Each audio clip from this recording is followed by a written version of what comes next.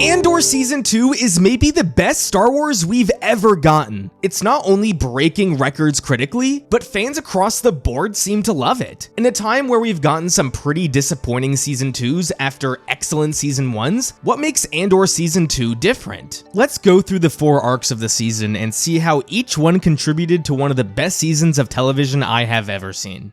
Arc 1 of Season 2 has been labeled the weakest episodes of the entire series, and it's not hard to see why people may think that. One of the biggest concerns I recall a lot of people having for Season 2 was the year-long time jumps between each arc. I think people saw how great the development and pacing of Season 1 was, and were worried that Season 2 would either feel rushed or lack that development. Initially, after this first arc aired, there was a bit of a divide between viewers. A lot of people appreciated the subtleties of the arc and what it was trying to do with the characters, and others felt that the episodes would take way too long just to get to the point. The best example of this is with the Yavin Rebels. Did we really need to devote 2 entire episodes just to make the point about how unorganized the rebellion is? After watching the entire second season, I think I understand why there is so much of a divide between the viewers of this show. Andor is not an adult show just because of how slow it is or because of the mature themes it tackles. What makes Andor adult, and frankly so different from every other piece of Star Wars media, is the patience the writers are asking from the viewers. Andor is making viewers a promise that if they stick around, everything is going to come together nicely. Things that will seem isolated or irrelevant in the beginning will end up mattering and paying off. After watching this first arc after the entire season concluded, I think I got a lot more of what Tony Gilroy and the writers were going for, and that's what I want to focus on with this arc. This arc is pretty much divided into 4 different stories: Cassian and the Yavin Rebels, Bix, Brasso, and Will on Mina Rao, Dedramiro and everything with her, and then Mon Mothma and her daughter's wedding. Someone could look at the plot progression of these arcs and say what happened in this arc doesn't really matter. We never see these Yavin Rebels again, so what was the point? We never see the TIE Avenger again, so what was the point? We never see Mon Mothma's daughter again, so what was the point of her wedding? The only thing they can point to is the planning of the Gorman Massacre as a plot line that will carry over. So yes, while these plot lines may not carry over, there is so much character development in this arc that it absolutely matters, and that's the main reason why I can't call these episodes bad. If anything, I actually think they're kind of great, even if they are the weakest of the season. Andor Season 2 as a whole is about 2 things: the cost of rebellion and the cost of fascism. We see repeatedly the extent of sacrifices people make just at a chance of revolution, and we also see how even the people who benefit from fascism are tossed aside once they are no longer useful. So let's begin by talking about Cassian and how these episodes plant the seeds for Cassian's season-long arc. The season begins by reaffirming the viewer of Cassian's commitment to the rebellion. He is not only on this mission to steal an Imperial fighter, but also to potentially recruit others to the rebellion, as we see with Nia. People may ask what was the point of Cassian stealing the TIE Avenger if we never see it again after episode 3? It's less about what Cassian stole and more about that he stole it. Cassian is not only committed to the rebellion, but he's also really good at what he does. We saw multiple times in season 1 on both Aldhani and Narkina how good Cassian is with people. In season 2, right away we see that Cassian is able to convince this conflicted woman what she is doing is right. When it comes to his escape with the TIE Avenger, this is clearly a very difficult ship to fly. He looks like me playing Battlefront 2 initially, but he flies it away. As we see throughout these first 2 episodes, a dozen ordinary people couldn't figure out how to fly this ship. Cassian, on the other hand, was not only able to figure out how to fly it, but he was able to figure it out while under duress. Cassian is good at being a rebel, and he's committed to it. Now, what the arc also establishes is Cassian's main conflict this season, and that's Cassian's commitment to the rebellion and his commitment to those he loves. Even though we repeatedly see how committed he is to the rebellion, he will always choose his friends and loved ones first. After being inconvenienced by these Yavin rebels and already being late to complete his mission, he still without hesitation goes to save his friends when he finds out they're in need. This commitment to his friends is what's going to be tested tested as the season progresses. And as we see, when Bix chooses to take away that conflict from Cassian, it highlights the true cost of rebellion. What did it cost Cassian? The chance at a peaceful life with the ones he loves. Now, where I do agree with most of the critics was with the Yavin rebels. I get that the point here was to not only show how disorganized the rebels are, but to contrast the rebellion to the Empire. One of the things I've learned about Tony Gilroy through his 2 seasons writing Andor is that he loves contrast. He loves to make a point about how different things are by having scenes play simultaneously, and he does that twice in this arc alone. Once to contrast the rebels and the Imperials, and another time to contrast the wealthy on Chandrilla to the disenfranchised on Mina Rao. So I get the larger message about the state of the rebellion here, but I don't think that message alone warrants the existence of this 2-episode storyline, because it doesn't really tie into the conflict within Cassian. Sure, you could argue his time on Yavin in this arc shows his competence. He was able to manipulate these guys and escape easily, but there are so many other ways you can show that, and this season alone does way more than enough to show how competent Cassian is. Where this storyline maybe could have been better was if Cassian was able to actually unite this fractured group of rebels. If Cassian was able to get them to work together by the end of his time there, then it would not only show how competent he is, but how good of a leader he is, something that Bix realizes as the season progresses. So that's Cassian's story in this arc and why it worked for me, despite my frustrations with the Yavin rebels.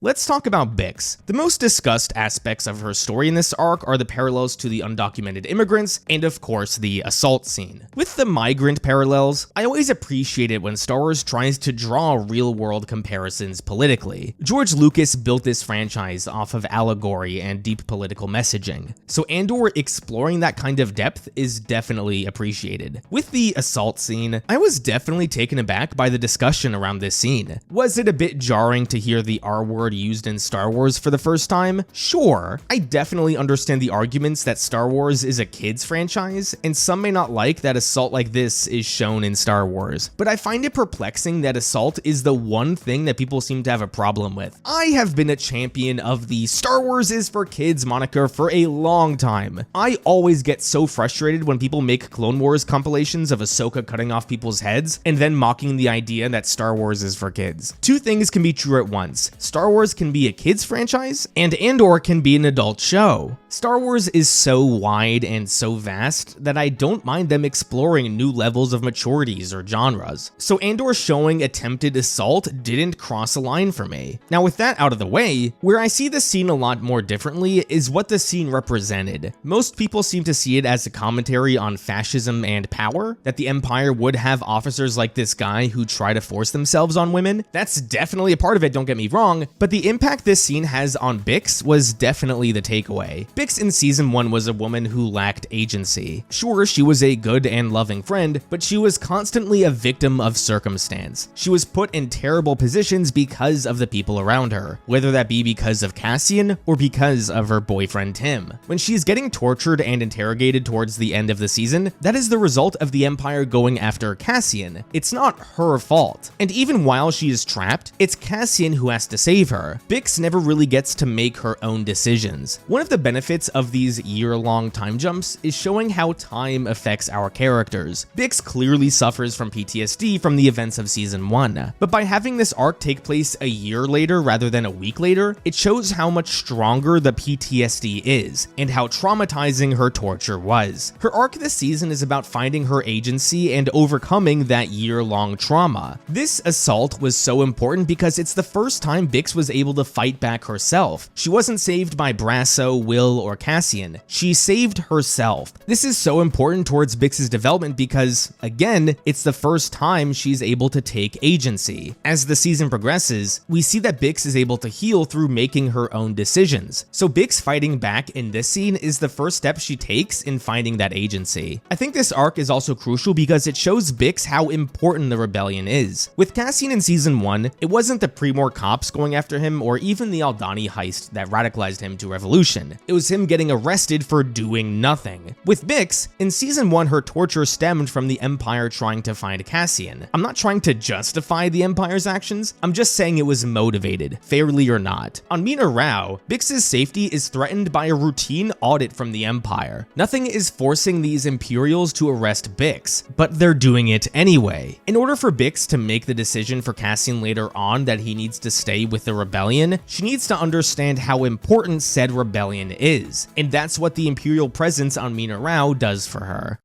Dedra's story is the one that gets the least screen time in this arc. Her scene in the conference with the other Imperials is haunting to a degree we've never seen in Star Wars. The scene perfectly exemplifies the banality of evil. It's hard to explain why people sitting in a room are more evil than people blowing up a planet with 1 billion people. It's hard to grasp how evil something is when you don't see the people that are affected. In the original Star Wars, we don't see a single face on Alderaan. We just have to imagine what 1 billion dead people look like. And it's also just too quick. Tarkin orders the planet to be destroyed, and that's that. He moves on. Sitting down and discussing over lunch how you're going to implement a genocide, a plan that will unfold over the span of years, simply feels like the most evil thing you can do. What really got to me was seeing the Gorman video where we see how peaceful the Gormans are, and then after that's done, Krennic is like, we need to ethnically cleanse these people. Tony Gilroy has mentioned how he wanted to draw a direct parallel between this scene and the Wannsee Conference, the conference the Germans had in 1942 where they planned the final solution of the Jewish people. Drawing from history to enhance the Star Wars universe is what sets this show apart from everything else. No show on Disney Plus besides Andor has been able to do this. Now, how does this relate to Dedra? Again, the contrast is on display. One second this woman is helping plan a genocide, and the next she's preparing to meet her boyfriend's mom for the first time. And it appears that meeting Cyril's mom is more stressful and more of a burden to her than what she plans to do with the Gormans. It's truly sick. It's also so jarring that these scenes are genuinely hilarious. The ones with Cyril and Dedra, I mean. I cannot remember the last time I laughed so hard watching Star Wars as I did seeing Cyril laying on that bed. It's so relatable. On a micro level, it's fascinating to see how committed Dedra is to Cyril. This is the part of her arc that a lot of people are missing. She isn't simply using Cyril for her own political advantage. She does care about him. But as this show will teach us, fascism has no problem crushing the people who perpetrate it. It's the Empire that will tear these two apart, and it's the Empire that will leave Dedra rotting in a cell. So spending time here showing us that Dedra does genuinely care for Cyril makes what happens later on that much more powerful. This is just another example of the writers asking the viewers to be patient. Yes, as entertaining as this sequence is, you can't help but wonder how this is relevant to the wider story of the season. But as we come to learn, the relationship between these two is important. It's a commentary on fascism, and we'll get to that when we look at the later arcs.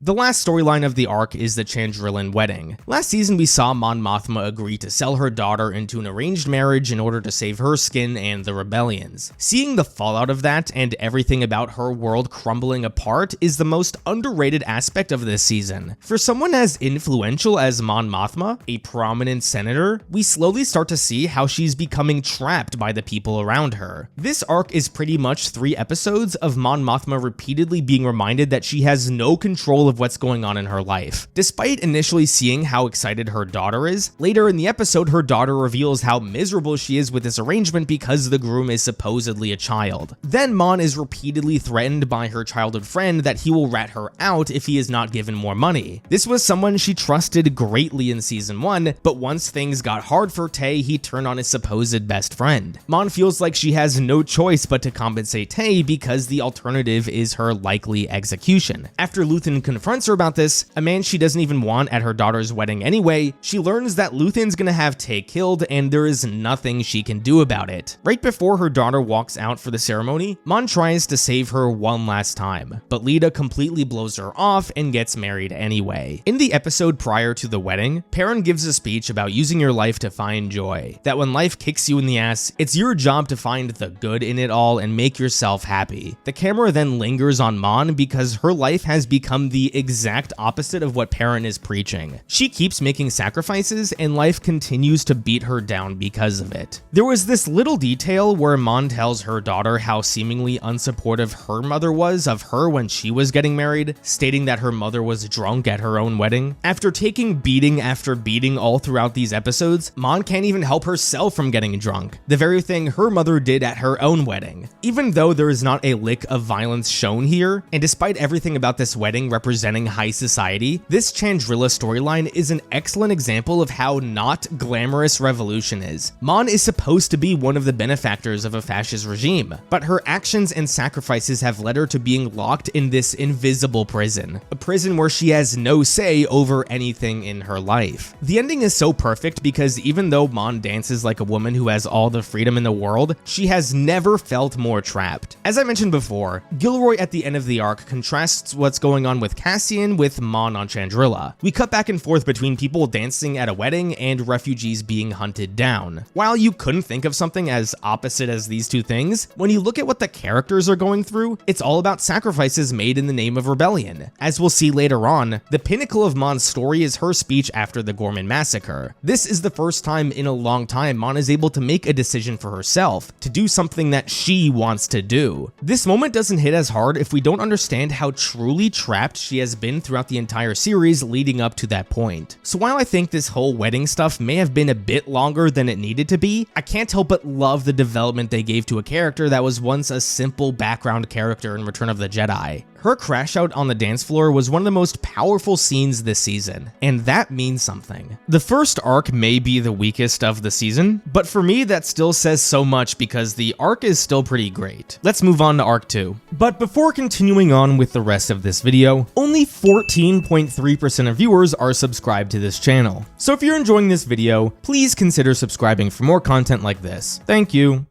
What's so great about this arc is not so much that it has any individually great scene, but that literally every character and storyline ties into Gorman in some way. This arc is the textbook example of how you develop an intricate plot. So of course it's all centered around Gorman. Before we talk about any character specifically, maybe the most admirable part of this arc is the attention to detail. I can't remember the last time live-action Star Wars devoted so much attention to detail for a culture. Actually, I do remember the last time, Andor Season 1 with Ferrix. Tony Gilroy clearly understood that the Gorman massacre is going to be the pivotal moment of the season. Everything needs to build up to that and Mon Mothma's subsequent speech. In order for the massacre to actually hit as hard as it needs to, we need to understand as much as we can about the Gormans. In the first arc, we saw a little bit about what their culture is like, but here that dial is turned up to 11. In the behind the scenes promos, they talk extensively about all the details that went into the Palmo Plaza. You can see murals with the spider iconography, even the architecture of the plaza evokes that same iconography. There's so much detail that goes into what the Gormans wear, what they eat, bits and pieces of art. The most famous example is that the Gormans love to sell their little model spiders. You could write paragraphs on all the little details found in Gorman. Outside of physical objects, we have the lore building behind the Gorman people. They talk about the memorial in the plaza honoring the couple of hundred people that died by the hands of Tarkin. If you go back and watch the first arc, you can notice that the memorial isn't even there in the video because the Empire doesn't want people to see it. Great little detail. There's tradition and history that the Gorman people talk about. During the massacre in the next arc, we hear their national anthem. The Andor team went so far above and beyond that they created an entirely new language just to further give the Gormans their own identity. Gilroy has mentioned that the historical parallels with the Gormans is the French Resistance. So to only further that comparison, Lucasfilm went out of their way to hire French actors to play all the Gormans. That's why the Gorman language sounds so much like the French. What's harder to watch, the Gorman massacre or Alderaan getting blown up? Obviously the Gormans, and not just because we actually see individuals die, but because we know what the Gorman people are like. At the time at least, we knew nothing about the Alderaanians. So massive props to the Andor team for clearly putting the effort into making the Gormans feel like like real people. Let's talk about how every character's storyline weaves into this. This all obviously originates from Dedra and the Imperial Council. They're implementing a plan to orchestrate a resistance on Gorman so the Empire has jurisdiction to come in and take over the planet. To facilitate this plan, Dedra has Cyril go undercover to report on the Gorman Front's doings. The implications this has on Dedra's relationship with Cyril is pretty noteworthy. As we saw in the previous arc, and clearly with this arc, Dedra cares about Cyril, but she is still willing to use him to push her agenda. Cyril, on the other hand, doesn't actually know the true motive of the Empire. Cyril just thinks they're trying to squash resistance. He is so desperate for belonging and approval that he is willing to do the ISB's dirty work. This is why getting Partagaz's approval was the best moment of his life. Now, even though Cyril is doing Dedra's bidding, it's not like he's a total simp for her. This show has shown us that Cyril values justice and security above all else, and that is how Dedra is able to manipulate him, by taking advantage of those values. The irony is so strong. Cyril says he's having the best day of his life because of his ability to manipulate the Gormans. Meanwhile, he is being manipulated by the ISB and his girlfriend. This entire arc for Dedra and Cyril is just to set up the heartbreak Cyril will feel in the next arc. It was done brilliantly. This arc also does a great job by tying Cyril's mother into this. We don't see her much, but she occasionally mentions her disgust with Cyril being on Gorman, because supposedly Gorman is filled with crime and resistance and they're not safe people. Gilroy's ability to give certain character interactions multiple meanings is impressive. On face value, Edie's just there because Cyril knows the Gormans are listening to him, but hearing her talk ill of the Gormans shows that the propaganda Krennic spoke about in Arc 1 is working. They are slowly but surely spreading a misinformation campaign surrounding the Gormans, which also makes the massacre in the next episode that much more heartbreaking. Now, how does this Gorman plot tie into every other character? With Mon Mothma, she clearly sees this as Imperial overreach. She wants to pass legislation to help the Gormans, but fails to garner any support. She can't even get the support of the Gorman senator himself because he fears Imperial retaliation. The commentary on fascism is evident here. One way oppression is able to spread is through fear. Fear of speaking out or doing the right thing. And this fear has clearly taken over the Gorman senator.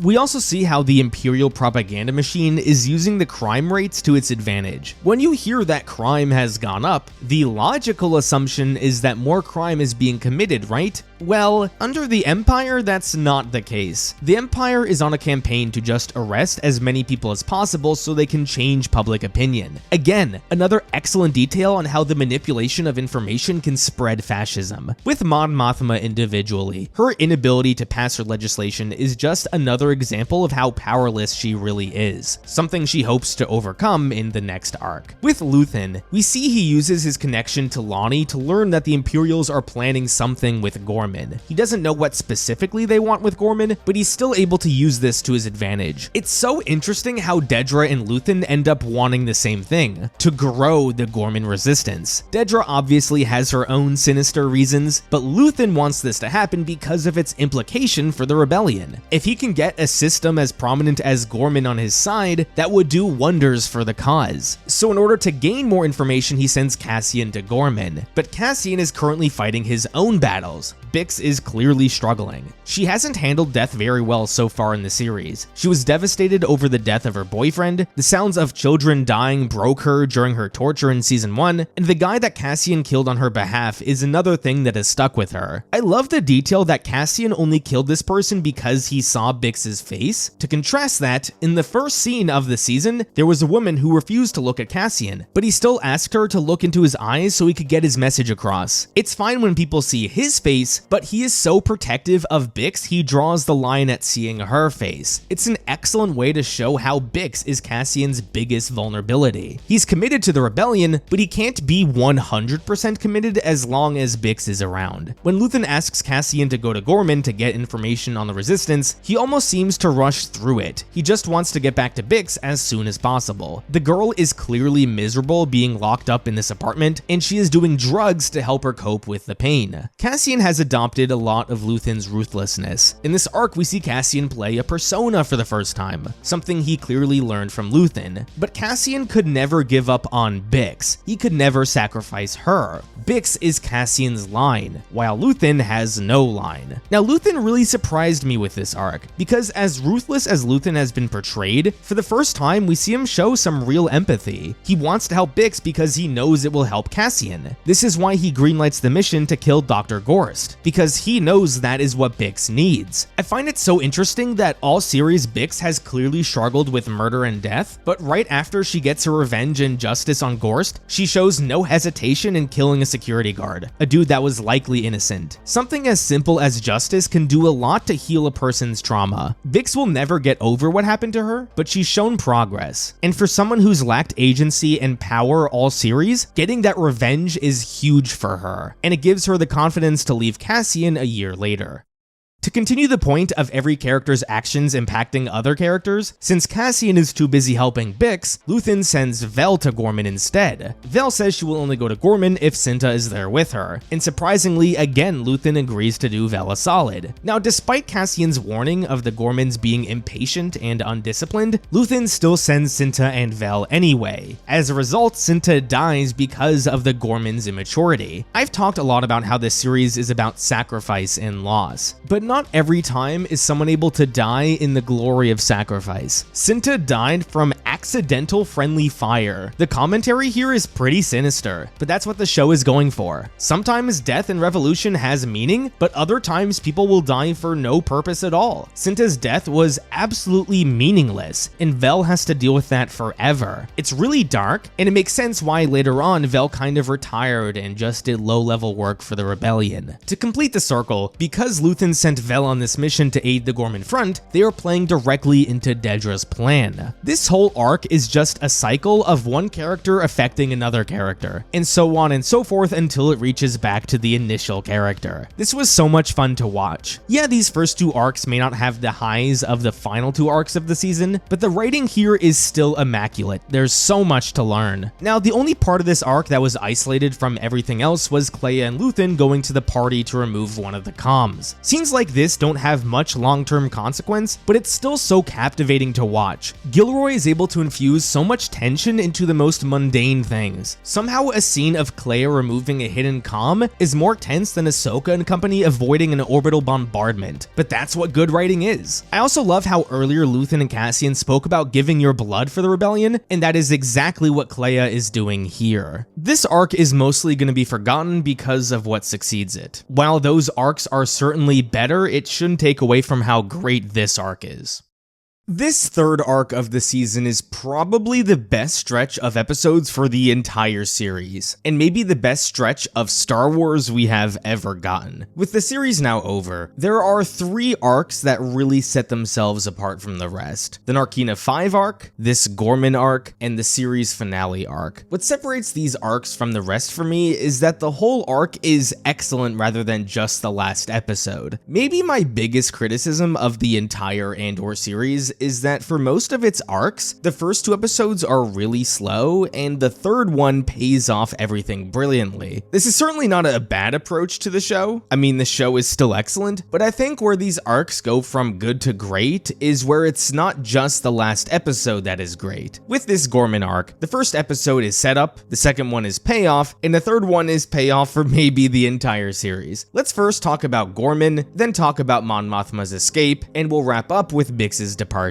There are 2 aspects of the Gorman episode that make it the best episode of the entire series. The first is how it resolves Cyril's storyline, and the second is how it mastered the art of tragic storytelling. We've spoken about it extensively before, but the truth Cyril comes to learn is the ultimate betrayal. Cyril was a man who valued security, order, and justice above all else. Every action of his in the series is either to achieve one of those 3 things, or to gain the approval of a superior. After spending presumably years gaining the trust of the Gorman people and feeding that information back to the ISB, Cyril believes he is doing this so he can maintain order and peace, to stop a rebellion. But of course, Dedra reveals to Cyril that he was actually being used for a wider purpose, to fuel the fire of rebellion and to give the Empire jurisdiction to wipe out an entire culture. Cyril is evidently devastated by this. Dedra even makes a further effort to manipulate Cyril, promising him that they can just go back to Coruscant and have everything they've ever wanted. But the betrayal is too much for Cyril and he leaves Dedra. We proceed to see Cyril out in the courtyard as the violence spreads around him. This is something we have seen plenty of times before in movies or shows, where the violence quiets and we just zoom in on the character's face. But we see it a lot because it's such a great way to show a character's world falling apart. Cyril realizes at this moment that he is responsible for the chaos and the death surrounding him. As a man who values security and order above all else, this is truly devastating for him. He is numb to the chaos. And to top it all off, in his moment of total devastation, he sees the one man who started it all. The man he sees as the pinnacle of chaos and injustice. So he attacks him. To me, this fight is more of a crash out for Cyril than anything. And the cherry on top of it all is the thought that this man, the man he devoted so much of his energy trying to arrest, doesn't even know who he is. Remember, Cyril tries to seek approval from his superiors. But what's the opposite of that? I would argue not disapproval, but total insignificance. And that's what Cassian makes him feel. Cyril literally began the series with such enthusiasm at the thought of arresting this man. And he ends the series with said man not even knowing who he is. If you think about it, there is no worse way for Cyril to die. He was not only made aware that he was responsible for the crimes going on around him, but he was also made aware how insignificant he truly is. I love the irony that Cyril was killed by the man who was against violence all throughout this arc. It's just another thing to add on to poor Cyril's demise. Cyril was such a fascinating character. Similar to Luthen, he had his flaws, but he also had his principles. His death is just another reminder that the Empire has no problem taking advantage of and even leaving behind everyone in its system, and that includes men like Cyril.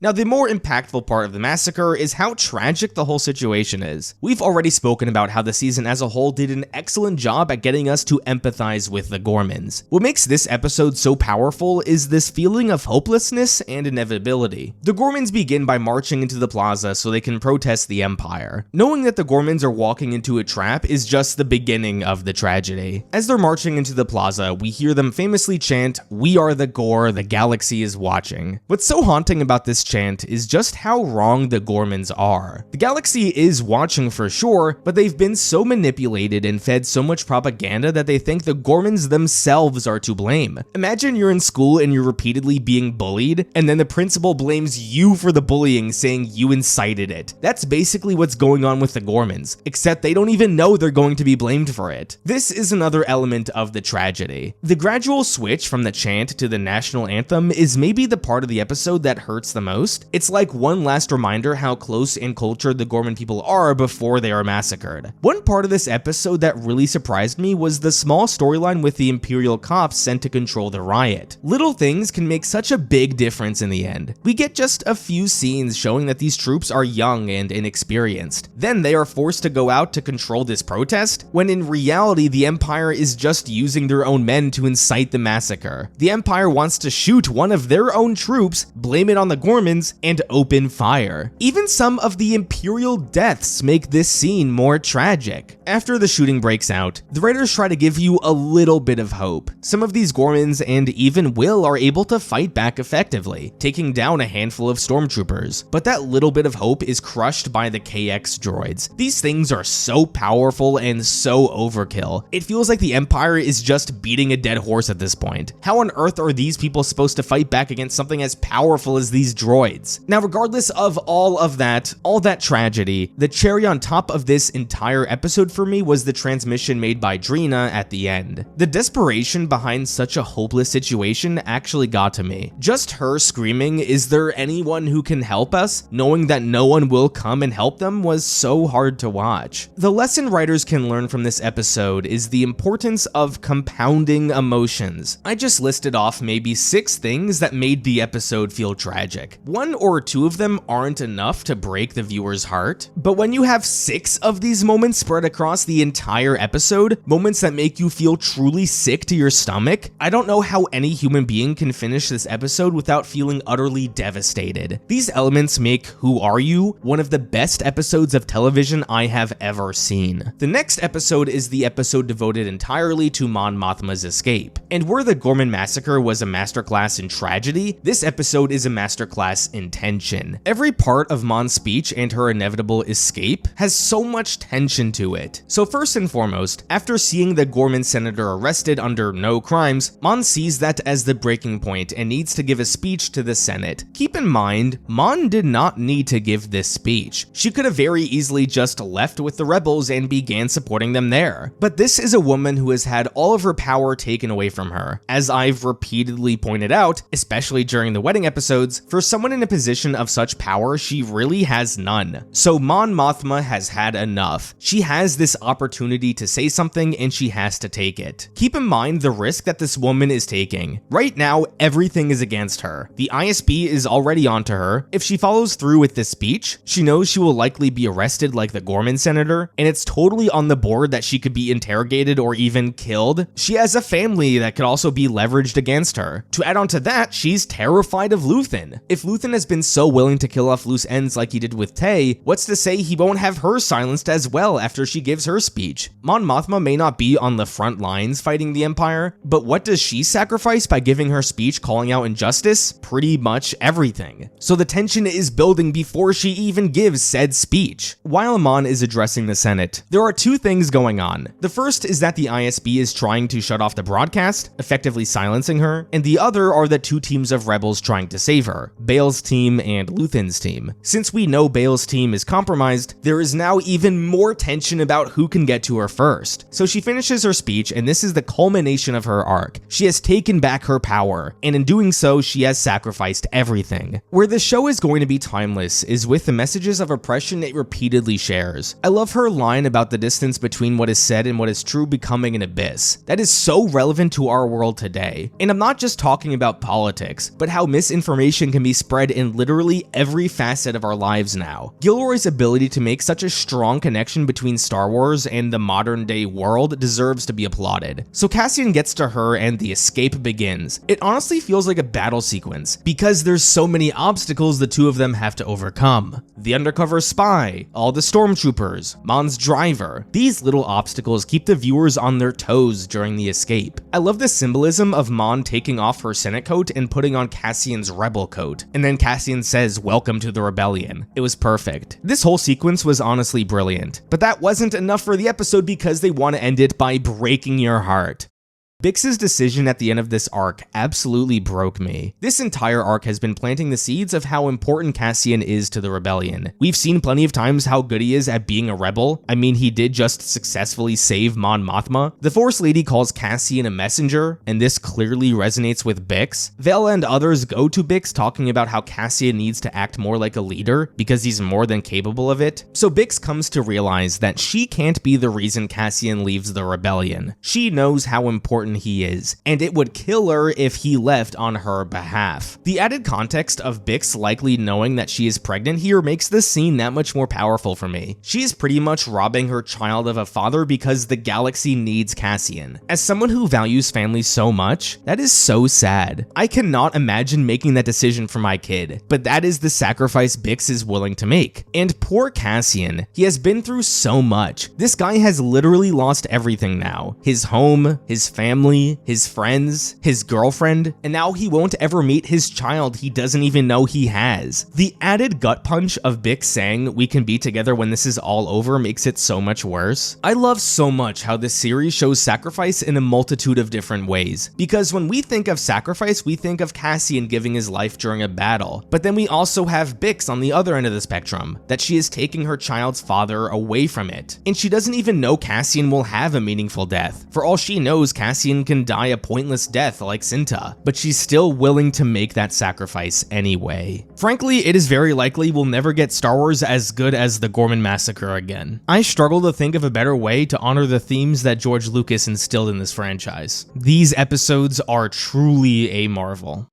The final arc of the season begins with resolving Luthen's story. I'll be honest, I had some concerns going into the final arc of the show. Because this show is a prequel to Rogue One, and because the writers repeatedly promised this show would end right before Rogue One begins, I always felt the writers were limited by what they could do. You can't have Cassian go on some major life-changing mission at the end of the series because it would feel weird knowing Rogue One begins with him just receiving intel from an informant. Imagine how jarring it would be if the Gorman massacre or rescuing Mon Mothma happened right before Rogue One. It just wouldn't feel right. So the way the writers were able to get around this was by having the last arc of the series focus entirely on characters not in Rogue One. The first episode of this arc is the only episode in the series that doesn't feature Cassian. It's entirely focused on Dedra, Luthen, and Kleya, all characters not in Rogue One. This way, there's still a lot of tension throughout the arc, and it absolutely works. Episode 10 concludes with Luthen's death, and this entire episode was the best way I could think of to conclude this character's story. As I've probably mentioned a dozen times in this video, what made Luthen so compelling was his commitment to the cause. He knew he would never get any credit or glory for what he was doing, but he was going to do it anyway. So after he is found by Dedra, he decides to stab himself so he can't give the Empire any information, but he's tentatively alive and needs to be put down for good by Kleya. I love this last shot of Luthen, that he died laying on a bed alone as the screen fades to black. It would have been such a disservice to the character if he died in any other way. No applause, no love, no glory. Just one kiss from Kleya and that's it. A perfect way to end his story. It's also poetic that the first thing we see him do in this episode is wrap up the loose end and kill Lonnie. It's sad that Luthen had to kill this man who just wanted to escape with his family, but of course Luthen had it no other way. It's also quite sad knowing that Lonnie was the one who set off the chain reaction that will destroy the Empire, but he gets no acknowledgement from anyone, not even Cassian at the end of the season. Another example of characters reinforcing the themes of the show. Now, the true MVP of this episode is Kleya. A significant portion of this episode is devoted between flashbacks of when she met Luthen and her on this mission to kill him. There's something so Andor about an entire episode being devoted to a girl trying to kill the man who once saved her all those years ago. The relationship between these two is a bit complicated. The actor says Kleya doesn't see Luthen as a father figure, but Luthen is without question the closest person in her life. To have her risk her life so she can kill said person is simply tragic, but Kleya knows this is what Luthen would want. Most of the tension in the last two episodes stems from the fate of Kleya, because like Luthen, she is risking her life to give the rebellion some hope. She and Luthen stayed on Coruscant way longer than it was safe to be, but that didn't matter because they were more than willing to risk their lives at that point. I found it so interesting that when Cassian came for her, it seemed like she never even pondered the possibility that she would live to survive this mission. The back and forth between her and Cassian I thought gave the episode the tension it needed to still be captivating. Kleya eventually gets knocked out and is brought to Yavin anyway. Even though we don't know where her story goes from here, I still think it was a great ending for her character. In the flashbacks, we learned that right from the beginning, she had such a deep hatred for the Empire, but Luthen told her to bury that hate because they're in no position to make a real difference yet. For pretty much every day of her adult life, or at least every day after she first met Luthen, it's safe to assume that she lived in fear that she could get arrested or killed anytime. That's the cost of signing up for Luthen's approach to revolution. None of the rebels would be on Yavin if it wasn't for Luthen and Kleya, and the last we see of her is looking at soldiers of the rebellion running past her, realizing that her sacrifice had been worth it.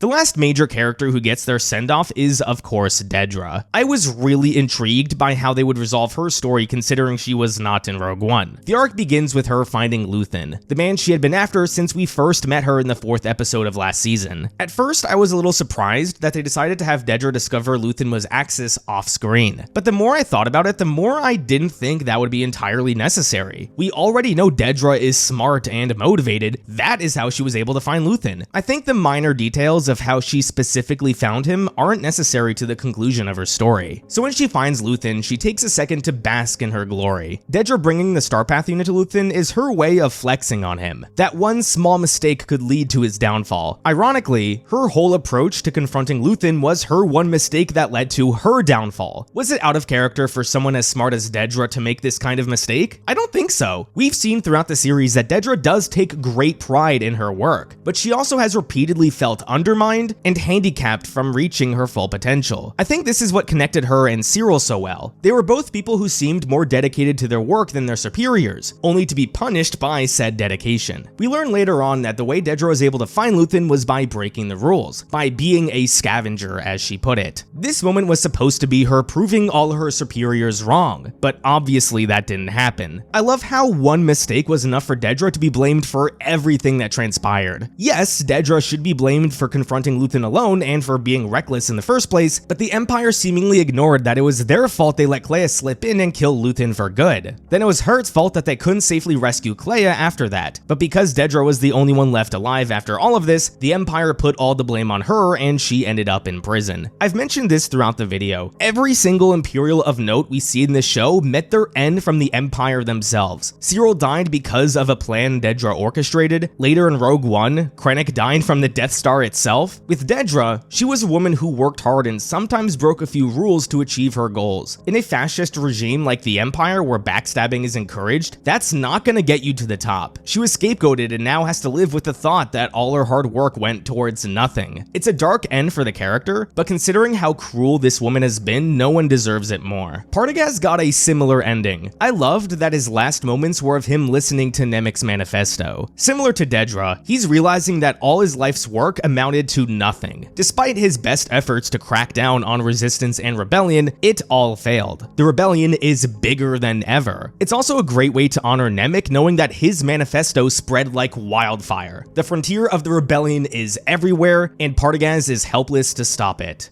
Now, of course, we can't wrap up the section without talking about Cassian. The arc didn't need to do much with Cassian. What it does well is wrap up everything about this series nicely. Cassian has changed so much from the first episode till now, and the series finale mostly serves to remind us of that. No one on the Rebel Council thought it was worth risking anything to confirm Luthen's intel, but Cassian had spent so much time with Luthen that he knew he wouldn't send this message if it wasn't worth it. An underrated part of Cassian's story is that he kind of has this savior complex. He's always trying to save people, and oftentimes that gets him in trouble. But here in this final arc, it was ultimately what ended up saving the rebellion, because going out of his way to save Kleya ended up being worth it. Again, since Rogue One is the true end to Cassian's story, they kind of wrap up his story in this show by toasting all the people who helped him get to this point. What made Rogue One special was because it was about all the people who gave their lives to put Luke in this position to destroy the Death Star. In Rogue One, before Cassian even goes on this last mission, we are reminded of all the people that gave their life to put Cassian in this position. It's quite a touching end knowing after all this, Cassian ended up being exactly where he needed to be. I already touched on Bix's ending and why it was so tragic to see that Cassian had a son, or at least a child, I'm not sure the gender. But to add on to that, it's tragic because it's also a reminder of what Cassian is never going to have. He was someone who wanted to leave and live a peaceful life with Bix, but he was robbed of that because of the Empire, and that's the tragedy of this whole show, that so many people were robbed of so many things they wanted to do. I appreciated that we got one last reminder that Cassian has a sister he never found. I thought for sure this would be addressed in a bigger way in season 2, but I think what we got just compounds this theme of sacrifice. Cassian was never able to find his sister. That reunion was another thing he was robbed of, and this is why the rebellion is so important, so other people aren't robbed of those experiences that make life worth living. Cassian ends up giving his life so his child can have those experiences. I do have an interesting question I want to pose to you guys. I'd love to hear your takes on this. Going forward, if you are introducing someone to Star Wars for the first time, do you show them Andor before Rogue One? To me, it seems like a no-brainer. You absolutely should because of how it benefits Rogue One. I think the ending of that movie is so much better with the added context of Andor. But it also feels like so much of this finale is only impactful because we know he dies. Does this last shot of Bix hit as hard if you are unsure of Cassian's fate? I'm not sure. My next video I'm going to make is going to be about Rogue One, and I'm gonna address this question again, so I wanted to at least pose the question here to you guys and see what you have to say. Regardless, this final arc is still great. As someone who was never a big fan of Rogue One in the first place, I am astonished that this show turned Cassian Andor into one of the best characters in Star Wars. It is very likely that we will never see Star Wars as good as Andor ever again. But instead of being upset about that,